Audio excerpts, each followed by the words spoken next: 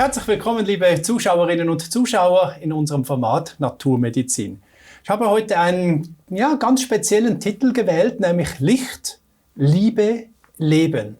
Und diese 3 Pfeiler des Lebens möchte ich heute ein bisschen näher anschauen, diskutieren darüber, inwiefern das entscheidend ist, auch für unser Menschsein, auch für unsere Gesundheit. Und diesbezüglich darf ich mit einem guten Mediziner sprechen, den Dr. Ludwig Reiser. Ganz herzlich willkommen. Ich sage dir als guten Mediziner, weil ich mit dir auch philosophische Themen behandeln darf. Ich kann mit dir über Quantenphysik reden, ich kann mit dir eigentlich über alle Themen reden, wo mein Herz auch springt dazu. Und das freut und ehrt mich sehr. Herzlich willkommen nochmal. Dankeschön.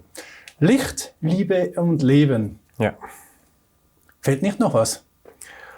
Sagen wir es mal so, das kann man noch ziemlich weit ausbauen, aber 3 ich Worte... Ich hätte noch Wasser gesagt, aber was? Licht, Liebe... Aber gehen wir mal in diese 3 rein, ins Licht. Du hast mir in einer anderen Sendung mal gesagt, dass du der Meinung bist, dass Licht im Wasser auch gespeichert ist. Ja. Licht ist ein Bestandteil jeglicher Materie, denn Licht ist das, aus dem letztendlich alles aufgebaut ist. Also die gesamte Materie, alles, was existiert, ist letztendlich aus Licht aufgebaut. Also wir haben überall Licht. Und das Licht ist für unseren Körper ja absolut entscheidend in Form von Biophotonen. Das heißt, unsere ganze Zellbiologie, unsere ganze Zellphysiologie funktioniert auch nur mit dem Austausch von Licht. Und Licht ist für mich ein toller Marker für Gesundheit. Ich möchte es mal so sagen. Denn je lichtvoller eine Zelle ist, je liebevoller eine Zelle ist, desto vitaler und desto gesünder ist sie letztendlich. Und jetzt ist die Frage, wie hängt dieses Licht und diese Liebe denn eigentlich zusammen? Da wird es noch mal ein bisschen kurz philosophisch, aber das würde ich eigentlich gerne ein bisschen genauer erklären, weil das vom Denken her ein ganz, ganz wichtiger Punkt ist. Vielleicht noch ganz kurz, noch was, dass überall Licht drin ist. Es ist mir gerade so ein Beispiel in den Sinn gekommen, dass wir das auch wirklich alle verstehen. Ich hatte mal den Erwin Thoma da, der macht das Mondholzbau und hat einfach mal mir gefragt, Herr Alexander, wo meinst du eigentlich, kommt das Holz her im Baum? Dann dachte ich mir, aus dem Boden, oder? So 3%. Und der ganze Rest dieses großen Baums kommt aus dem Licht. Aus dem Licht und der Luft, ja. Ist ja unglaublich, weißt du? Also der Baum erschafft Materie aus Licht. Ja, und ja, unglaublich, unglaublich. Und jetzt kommst du auch und jetzt reden wir wieder über das Licht, oder? Und man muss einfach, das Licht hat viel, viel mehr Funktionen, als wir eigentlich immer wieder, ich sage auch, ich mit meiner Naivität immer wieder geglaubt habe, alles zu wissen, Licht ist da, dass es hell ist, Punkt, oder? Ist bei weitem nicht so. Es gibt kein Leben ohne Licht. Es gibt überhaupt kein Leben. Es gibt gar nichts ohne Licht. Also das braucht man nicht nur aufs Leben beschränken. Es gibt nichts ohne Licht. Und dann hat man ja früher auch immer wieder in den Spitälern, Krankenhäusern, hat man ja die Patienten ins Licht gestellt, raus in die Natur, ja. Sonnenlicht tanken. Ja, das war mal ein sehr wichtiger Bestandteil der Medizin, ist es ja heute zum Teil auch. Es gibt ja unheimlich gute Lichttherapiegeräte, Hersteller wie Relux, in Wien zum Beispiel. Repuls, meinst du? Und Repuls, ja. Die mit diesem kalten Rotlicht arbeiten. Ja, genau. Die einfach genial sind. Aber da sind wir nochmal dann auf einer anderen Thematik, weil da kommt dann das Licht und die Entzündung, also die körperliche Regulation zusammen. Moment nochmal, ganz kurz. Ja? Ist das Erklärungsmodell, warum also diese Lichtgeräte da von dieser österreichischen Firma funktionieren? Weil sie eigentlich wie ein bisschen die Natur kopieren. Man gibt Licht rein, dort wo es fehlt, also wo ein Problem ist und dass dadurch ein Wunder der Natur punktuell geschehen kann? Ja, man kann es als Wunder der Natur bezeichnen, das ist richtig. Es ist eine Aufräumaktion, die dadurch im Prinzip entsteht, mit dem Schwerpunkt, was Entzündungsstoffwechsel angeht. Ja, also verstanden habe ich es nämlich bis heute nicht. Wie kann eigentlich ein rotes Licht plötzlich wissenschaftlich, das ist ja alles gut dokumentiert in der Schulmedizin, die Universität in Wien hat ja das wirklich große Forschungsarbeiten gemacht. Und weißt du was? Ich habe das gerade erfahren. Die österreichischen Krankenkassen bezahlen ab sofort den Kauf eines solchen Lichtgerätes für jeden Österreicher. Die sind halt dann manchmal doch ein Stückchen weiter wie wir mit Deutschen. Hey, die Kasse zahlt. Ja. So ein Gerät kostet 2.000, 3.000 Euro, die Kasse zahlt. Also ja. Die haben das geschnallt. Ja, da kommt langsam wirklich definitiv ein Aufwachen. Unglaublich. Also ich hoffe, dass diese Firma es in der Schweiz und in Deutschland dann auch versucht, die Kassen zu informieren mit den wissenschaftlichen Fakten, dass das Licht tatsächlich eine Heilung kriegt. Definitiv. Da gibt es ja mehr als genug Studien, die das auch belegen. Das ist ja auch wirklich keine Neuheit im klassischen Sinne, weil Lichttherapie, wie du richtig gesagt hast, wird seit Jahrhunderten letztendlich therapeutisch eingesetzt, aber trotzdem immer noch verkannt. Mhm. Ja, auch das Kantonsspital hier unten da bei uns im Kanton, die arbeiten heute auch schon mit diesen Geräten. Also es kommt in der Schulmedizin deutlich auf, wenn das Volk es schon über die Kasse kriegt. Also es kommt, aber jetzt die Brücke vom Licht zur Liebe. Ja. Liebe ist ja so eine Floskel in der Medizin, kaum ein Thema. Was meinst du da damit?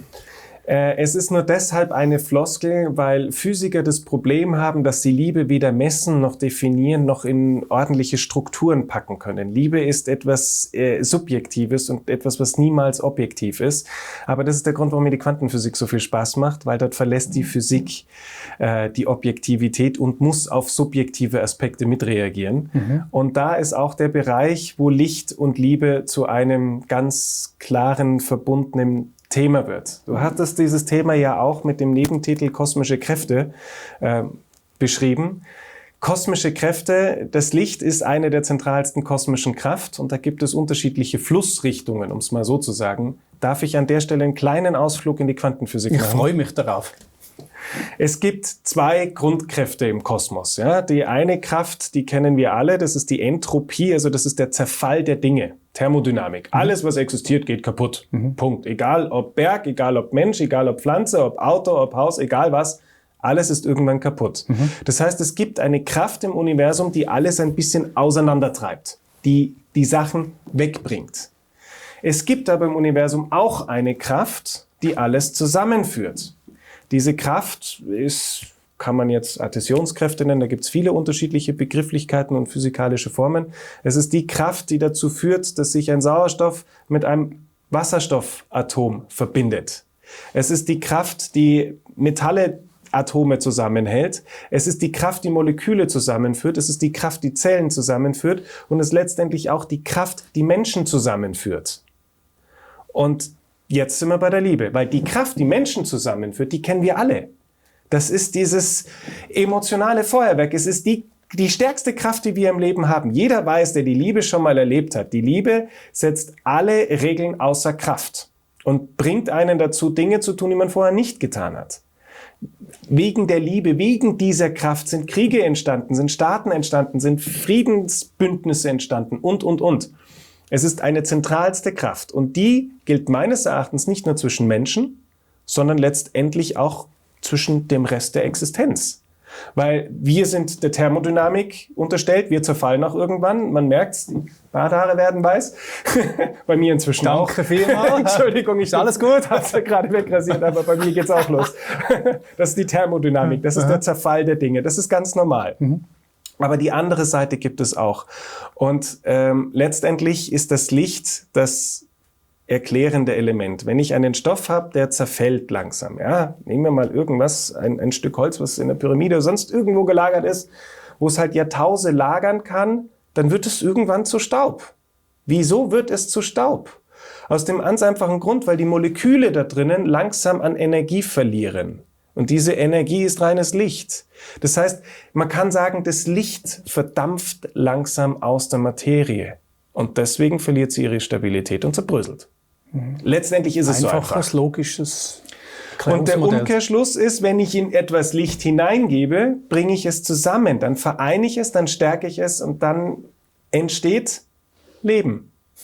So ist Licht, Liebe, Leben eigentlich nur eine Kausalkette, eine logische Folge. Und für mich, ich möchte noch einen kleinen Sprung philosophisch weitergehen, ist es ja so toll, wenn man das auf biologischer, auf zellulärer Ebene anschaut und man sich so Krankheiten anschaut. Nehmen wir mal, ich habe vorhin schon das Thema Krebs angeschnitten, bleiben wir nochmal dabei. Krebs ist eine Krankheit, die Biophotonen abzieht. Also das heißt, von der Bilanz her, von der Zellbilanz her, ist es ein Gewebe, was Energie von außen absaugt. Darf ich das Verständnis, der Krebs läuft ja in der Gärung, das heißt, es kommt kein Sauerstoff mehr rein und Sauerstoff ist Träger vom Licht wahrscheinlich, oder? Nein, so kompliziert, da würde ich jetzt gar nicht so tief in die Materie einsteigen, weil dann sind wir, glaube ich, ein paar Stunden beschäftigt, das auseinander zu klamüsern und kommen auch faktisch einfach bei mir an Wissensgrenzen. Ganz genau, wo, wie, welches Licht drinnen steckt, da reden wir über Atomphysik. Da steige ich dann auch irgendwann mal aus, ganz ehrlich gesagt. Also du sagst mir, innerhalb des Krebses habe ich kein Licht mehr drin. Da ist schon noch ein gewisses Licht, weil sonst wäre es nur noch tote Materie. Dann wäre es kein Krebs mehr, sondern Nekrose. Das wissen wir ja, der Zellmembranpotenzial, auch die Energie, es geht laufend runter. Und das Entscheidende ist, dass es die Energie vom Umfeld abzieht. Das ist einer der wichtigen Punkte. Vom Milieu, richtig, genau. Richtig aus dem Milieu. Ja. Und diese Lichtlosigkeit, dieser Lichtverlust, der hat seine Ursprünge, seine Ursachen, die sind einmal zum Beispiel auch ganz klar in unserem Bewusstsein, in unserem geistigen Welt zu suchen. Sie sind auch ganz klar in der Biochemie zu suchen und in der Mikrobiologie, weil es auch Mikroben gibt, die Licht aufnehmen und es gibt auch Mikroben, die Licht abgeben. Also vereinfacht gesagt, Mikroben, die Licht aufnehmen, also an sich raffen, das sind zum Beispiel Pilze. Die sind meistens sehr problematisch für uns. Und dann gibt es manche Keime, die zum Beispiel im Darmmilieu sind, die Biophotonen emissieren, also ausstoßen und damit unserem Immunsystem und unserem Stoffwechsel sehr, sehr viel Kraft geben. Also das heißt auch dieses Spielchen zwischen den Mikroben, zwischen den Lebensformen passiert mit Lichtaustausch. Und ich bin davon überzeugt, dass wenn ich jetzt zum Beispiel eine Heilpflanze nehme, dann ist das ja ein Stoff. Der Stoff hat Information, das wissen wir auch. Aber letztendlich ist der Träger hinter dem Wasser das Licht. Ja. Je lichtreicher das ist, was ich zu mir nehme, desto mehr Licht kann ich auch für mich aufnehmen. Und das macht für mich zum Beispiel den Unterschied in guten und schlechten Arzneipflanzen, weil ich kann ein und dieselbe Pflanze nehmen, eine Kamille, die sehr lichtvoll ist, oder eine Kamille, die eben wenig Licht hat, weil sie in ihrem Wachstum wenig bekommen hat oder weil sie viel verloren hat oder sonstiges. Und da habe ich einen riesigen Unterschied allein in der Wirkung dieser einzelnen Substanz. Kann man dieses Licht als Biophotonen bezeichnen? Ja, in der lebenden Form reden wir dann über Biophotonen. Und das ist ja wirklich das Faszinierende, weil wir nachgewiesen haben, dass lebende Zellen Biophotonen produzieren können. Das heißt, die entstehen aus dem Raum heraus. Die sind auf einmal einfach da. Und das ist für das alte philosophische, physikalische Weltbild eine absolute Katastrophe, weil das bedeutet ja, dass sozusagen Materie einfach so aus dem Nichts plopp entsteht. Macht's ja. Wir sehen ja den Baum. Ja, da werden aber auch viele Moleküle, die schon da sind, letztendlich verbunden. Da wird der Kohlenstoffdioxid aus der Luft genommen und zusammen mit dem Licht in Zellulose umgewandelt und daraus entstehen dann die Zellmembranen. Also da ist tatsächlich auch eine stofflich-physikalische Reaktion dahinter, die man nachvollziehen kann. Aber ich stimme dir zu, es ist immer sozusagen mehr Licht im Ergebnis da, als sozusagen vorher als Quelle zur Verfügung stand. Und wenn du dich an das Thema mit dem Wasser erinnerst, da habe ich ja auch gesagt, Wasser ist als Träger der Information. Das Licht, das da dahinter steckt, ist das, was das Wasser informiert. Und es gibt ja auch viele, die sagen, dass dieses Wasser aus dem Licht des Lebens entsteht. Also ein Abfallprodukt sozusagen des Lebens selbst ist. Und das entsteht aus Licht. Und das ist das, was mich so wahnsinnig fasziniert, weil wir können das für unser Weltverständnis nehmen. Du meinst, das Meer ist eigentlich ein Becken, ein gesammeltes Becken voller Energie oder Licht? Ja, das aus dem Leben entstanden ist. Weil wenn wir die Zelle selbst anschauen, dann können wir diese Beobachtung machen, dass Zellen Biophotonen produzieren, die einfach so da sind und die werden ja in die Materie eingebaut. Also wir schaffen tatsächlich Substanz, echte Materie.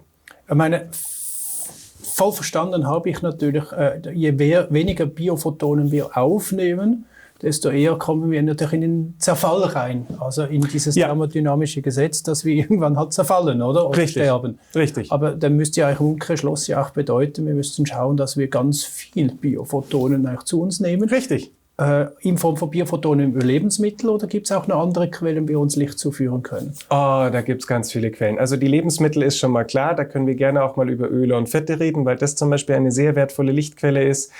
Auch über Chlorophyll, da gibt es tolle Substanzen, aber ich glaube, die bedeutendste Quelle für inneres Licht, die kennen wir alle. Es ist die Liebe.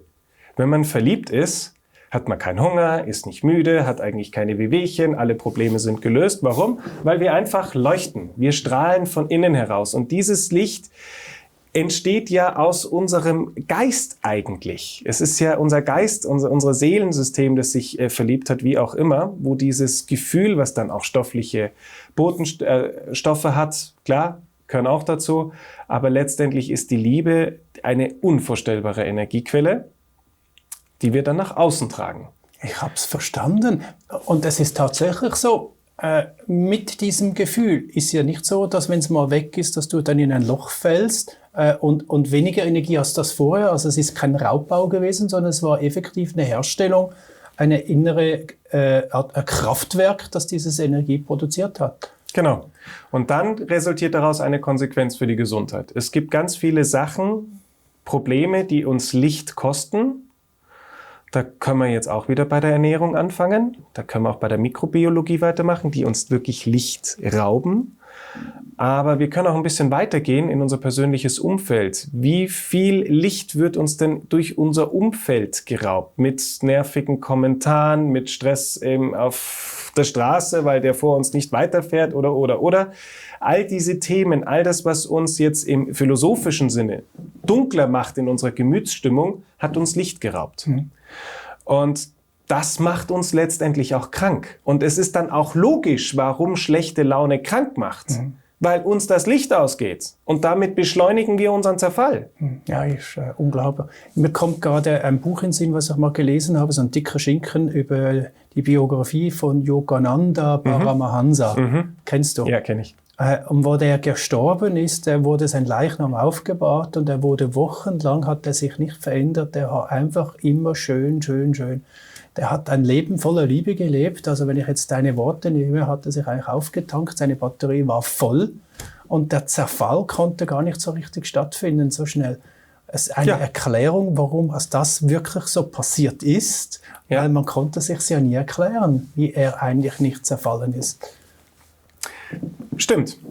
Aber da möchte ich in der Konsequenz noch einen kleinen Schritt weitergehen. Mhm.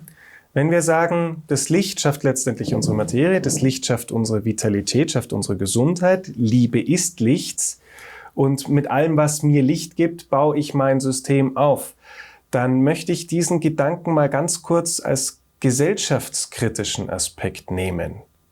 Wie sind wir denn in unserer Gesellschaft? Gehen wir mit unserem Licht den anderen gebend großzügig um? Wird es uns geraubt? Wo verlieren wir unser Licht?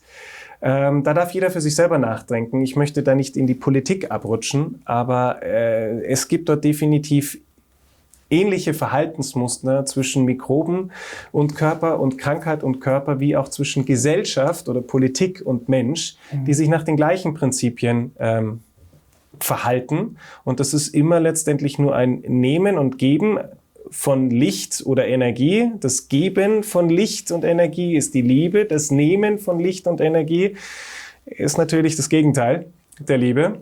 Und da kann man sich dann mal anschauen, welche Systeme womit arbeiten. Und je mehr man sich damit umgibt, was Licht gibt, desto gesünder wird mein System.